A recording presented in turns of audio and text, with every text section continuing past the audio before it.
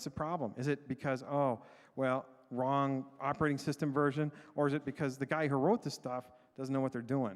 You have to go look and see. So, not so sure. Another question. Anybody else? Yeah. You were mentioning that in the context of augmented social networks, or more generally online, one is able to build up multiple identities. So the question is it going to cause a at what point is it going to be negative for the user to build up multiple identities? At the intro, you were mentioning that personal or psychological drawbacks could occur. So is that going to be critical? I think that's a really good question. I think there is some limit. I mean, I sort of experience it in my own personal life. I got sort of a day job where I earn money, and I have a sort of this thing where I get to go have fun and talk and do research, and then I got something else on the burner, and so it kind of stresses me. Psychologically, it sometimes is a bit difficult to handle all that stuff. So I think there is a limit somewhere, and people will reach it, and then they're going to have to do something about it.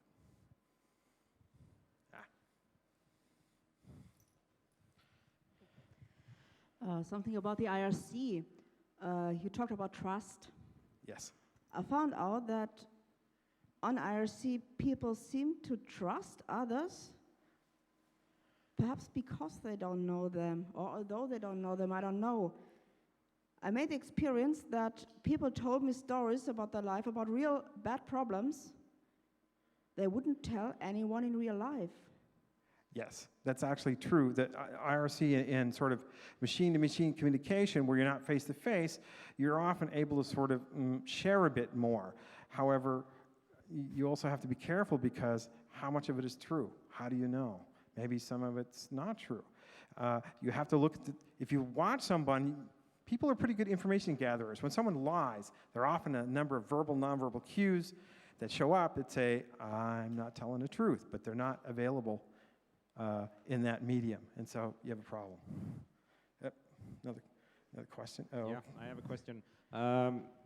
You being from the US, I guess you're familiar with the CAPS program. Yeah. Okay. Do you have some comments on that, on how they treat identities? You want to beat me now or later? No. What, did you design it? No, thank God I didn't. No. Okay, yeah, what do you want to know? Well, just in general, you obviously seem to think it isn't optimal. I don't either. Do you know if the FAA, is it, or have some plans on improving whatever? There are plans. Well, yeah, there are plans on improving it. I'm not going to put words in their mouth. I don't want to speak for them.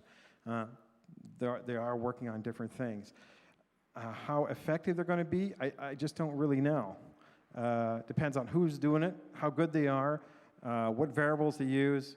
But there are always going to be false positives, and there are always going to be false negatives. You're never going to get out of it. And so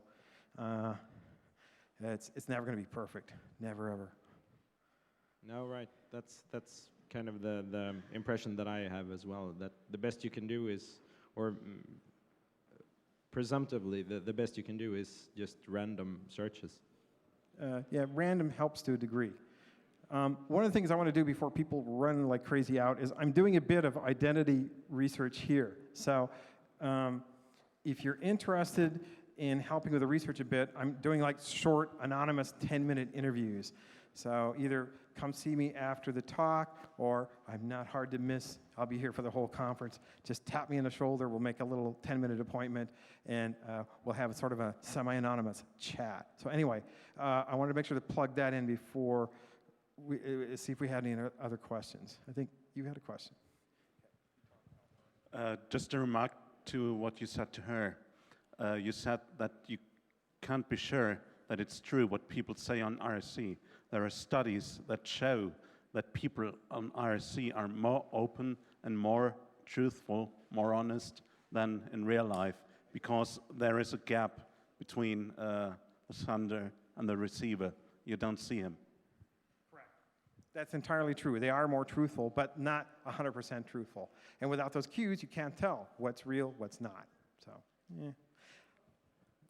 Okay, I have another question. sure. Maybe from another direction. You were talking about some stuff like identity of an individual, or just maybe the transforming of of the identity of individuals by their acting or something like that. My question is, what and how do you think identity can be or just is transforming from an individual one to these corporate identities, you know? Especially my way of thinking is that when we just travel around these digital worlds, you cannot divorce one world from the other. And when we just go into the internet, we will just lose, it's just maybe our own chosen way to give apart from our identity a way to just join the big pool of corporate identity, you know. And how do you think we are just in, how to say? How do you think is it maybe dangerous or maybe like that? Because losing this part of your own personal identity is just maybe like losing a big part of yourself. And how do you think this way of the identity is transforming? I think that's a really good point, and I don't think I have a really good answer other than I think that you are probably going to lose a bit of your identity. You are losing control over your identity, and I think that actually is probably not going to be so good for you from a psychological standpoint. And so it just depends on how much can you adapt, how well can you adapt. At what point does it really sort of become critical and then become a real problem? So I think there's some concern there. I would agree.